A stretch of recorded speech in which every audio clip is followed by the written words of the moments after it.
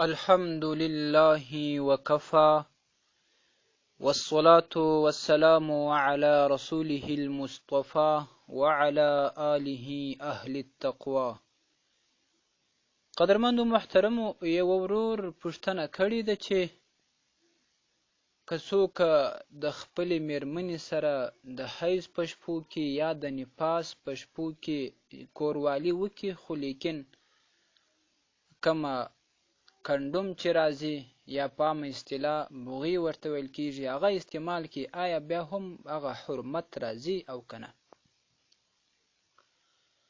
محترم ورور، ستاسې په جواب کې به ووایم چې د حیض او نفاس په شپو کې کوروالي کول د خپلې ښځې سره هغه مطلق حرام ګرځول سوي دي، جواز نه لري. که څه هم د کنډوم یا بوغي په واسطه باندې وي یا هم د بل شي په واسطه باندې، هیڅ جواز د حیض او نفاس په شپو کې کوروالي نه لري. حضرت ابا هریره رضی الله تعالی عنه هغه د رسول اکرم صلی الله علیه وسلم څخه روایت کوي، په سنن ابن ماجه شریف کې حدیث راځي. رسول اکرم صلی الله علیه وسلم فرمایي: من اتی حائضا او امرأة فی دبرها او کاهنا فصدقه بما یقول فقد کفر بما انزل علی محمد صلی الله علیه وسلم.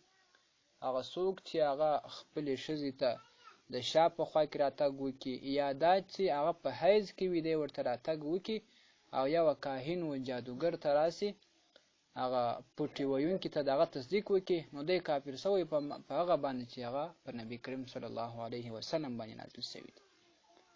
دا شان بحر الرایق جلد اول صفحه 190 او دا شان بدایع جلد اول صفحه 44، فتاوای حقانیه جلد دویم صفحه 560، کتاب الحیض.